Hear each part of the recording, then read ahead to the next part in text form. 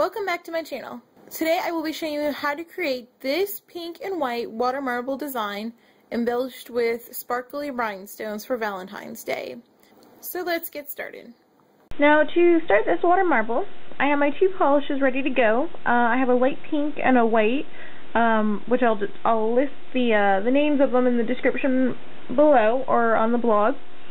And I like to do a trial run beforehand so you can kind of see there's some stuff in the water, but it's pretty clean, and I am using a room temperature little glass of water. It's filtered, but nothing like fancy filtered, like just, from my water filter on the tap. And I'm just going to do one drop of each polish, and you might notice in some of my other water marble videos that sometimes when I'm marbling with white, I do two color drops per white drop. And I do that sometimes because the white tends to wash out the intensity of the color of the, whatever it is, and it just kind of, it pretty much washes it out. So I put two drops in of the color to keep the intensity, but in this case, I'm going for a nice, light, and sweet kind of marble, so it's okay if the light pink and the white mix a little bit more than, their original colors. So I'm going to put a lot of rose in today's bullseye because I really want to just kind of create like just a beautiful swirl. And this design I think would be perfect for like an accent finger. So maybe the rest of your nails are done in this light pink, but then maybe on your ring finger you do this design as an accent.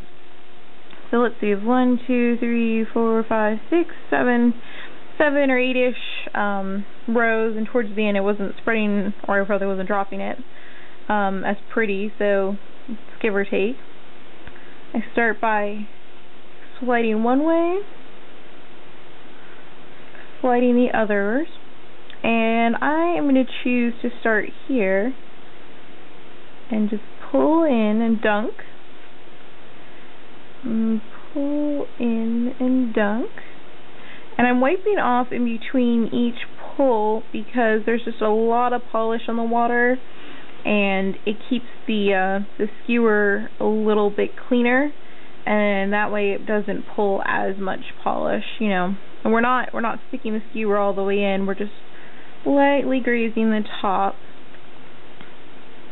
And I'm just going till I find a flowery, pretty design that I like for my nail. I'm just going to rearrange the water to line up how I like it on the nail here. And what I'm going to do is in my other hand have my tool ready to go that I use. Line up the nail and the polish design and dunk it in. And if I wasn't recording and I was doing my own nails, I would probably blow on or around the bowl of water here, because that would help the top layer of polish to dry a little bit better. But since I'm recording, I don't want to break your ears with me blowing into the mic. So I'm just gonna let it dry on its own. And what this does is it helps ensure that when you pull your nail out of the water, that it doesn't have any extra film or polish ruining the design. Okay, so at this point I'm going to slowly pull my finger out of the water, let it drip off a little bit. Oh wow, look how pretty that is. Okay, so the water marble has had time to dry, and I'm going to add some rhinestones. Now I've already put a clear coat on just to seal in the beautiful shimmer of the water marble design, but also it will help with the placement of the rhinestones. Now putting a clear top coat on, or a clear coat of any nail polish, helps to keep these rhinestones in place longer. And I'm using a dotting tool, but that doesn't mean you have to.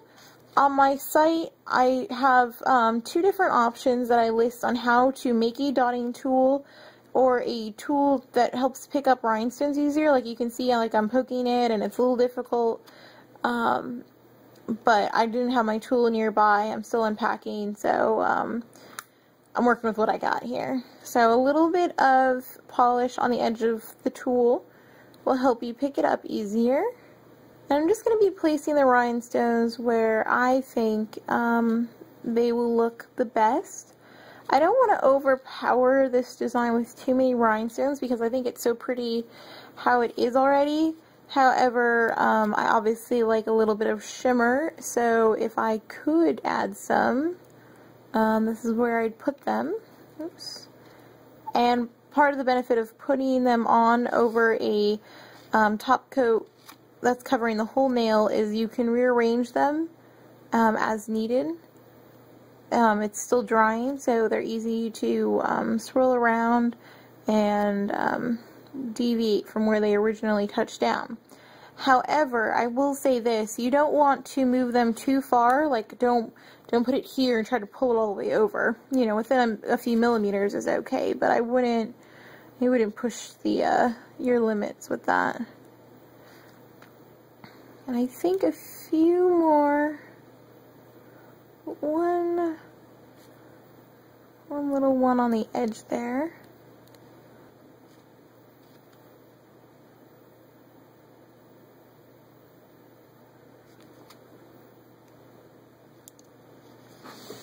Okay, so I've finished getting all of the rhinestones on. Pretty thorough. This one's a little hanging off the edge, but I think that's kind of cool anyways. So I'm going to let this sit because I've put a clear coat on all of the nail, and I don't want to put it, I don't want to put another layer on until it's dry. So I'm just going to move this off to the side and let it dry on its own. Now this is the finished look of my water marble for Valentine's Day. I love the rhinestone additions. I think they're so great. And I think all of the shimmery pink in there and pearlescent kind of finish is just great. I'm really pleased with how this came out. I did put one layer of a liquidy top coat over it just to seal in the rhinestones to make sure they don't go anywhere. I've done that. When I do it on my own nails, I put one layer on it, and I'm talking, like, this is from the dollar store, and I know everybody's like, ooh, the dollar store. But it's really liquidy, which is good because you don't have to apply a whole lot. But what ends up happening is I put one layer on the day that I do the manicure. And then, I don't want to say every day, but maybe every other day, I'll top it off with one more, like, really thin, watery coat.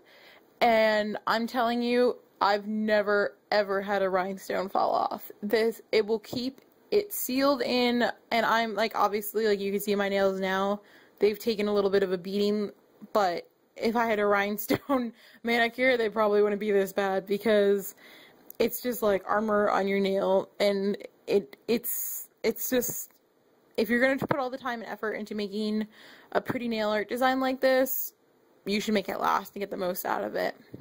If you've liked this nail art design, then you're probably going to like some of the other manicures that I've done for Valentine's Day.